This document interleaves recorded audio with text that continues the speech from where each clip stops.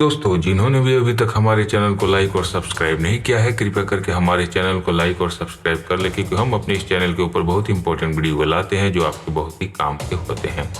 तो दोस्तों, आज बात करते हैं हम लोग राज्य सरकार 1932 के खतियान को ही प्रदेश की स्थानीयता नीति का आधार बनाएगी। झारखंड में स्थानीय वही माना जाएगा जिनका नाम या जिनके पूर्वजों का नाम 1932 या इसके पूर्व हुए जमीन के सर्वेक्षण खतियान में दर्ज हो। स्थानीयता के दायरे में आने वाले का जल, जंगल, जमीन या तमाम प्राकृतिक संसाधनों पर पूरा अधिकार होगा। नदियों, झीलों और मछली पालन के उनकी पूरी हिस्सेदारी होगी।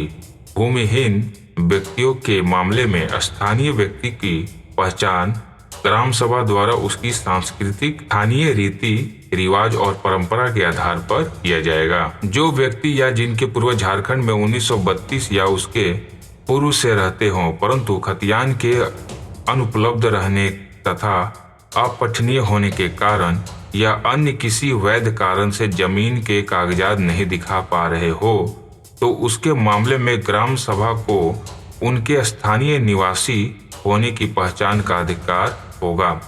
इससे इस अधिनियम के तहत परिभाषित स्थानीय व्यक्ति सामाजिक सुरक्षा, सामाजिक बीमा और रोजगार या बेरोजगारी के संबंध में राज्य के सभी योजनाओं और नीतियों के हकदार होंगे। उन्हें अपनी भूमि, रोजगार, कृषि समेत अन्य ऋण आदि पर विशेषाधिकार और संरक्षण प्राप्त होगा। अधिनियम के तहत परिभाषित व्यक्ति प्राथमिकता के आधार पर अपनी भूमि रिकॉर्ड को बनाए रखने को हकदार होंगे। इसके अलावा व्यापार और वाणिज्य के लिए विभिन्न पारंपरिक और सांस्कृतिक उपकरणों, स्थानीय झील, नदी और मछली पालन पर अधिकार का हक होगा। कृषि ऋण के मामले में राज्य के लाभों का वे हकदार होंगे। धारा के अधीन बनाया गया हर नियम बनाए जाने के बाद यथाशीघ्र विधानसभा के समक्ष जब सत्र हो, कुल 30 दिनों की अवधि के लिए रखा जाएगा। सदन के असहमत होने पर यह निष्प्रभावी होगा। नियमों और उपबंधों को प्रभावी बनाने में यदि कोई कठिनाई होती है तो राज्य सरकार राजपत्र जारी कर ऐसा उपबंध कर सकती है जो कठिनाई को दूर करने में आवश्यक प्रतीत होता है।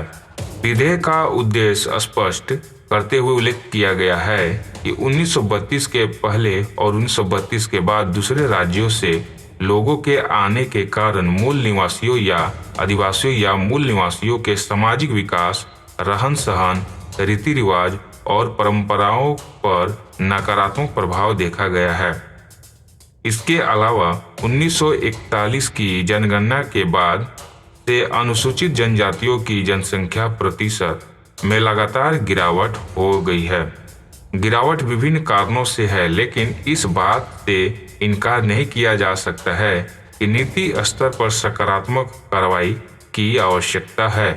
झारखंड में आदिवासियों की जनसंख्या कुल आबादी का 30% से अधिक है। राज्य संविधान की 5वीं अनुसूची और अनुच्छेद 244 के तहत अनुसूचित क्षेत्र घोषित है। यह महसूस किया गया है कि स्थानीयों को सामाजिक, सांस्कृतिक, शैक्षिक सेवा और अन्य लाभ प्रदान आवश्यक है। तो दोस्तों, इस तरह की इम्पोर्टेंट वीडियो के लिए हमारे चैनल को लाइक और सब्सक्राइब करना ना भूलें। धन्यवाद।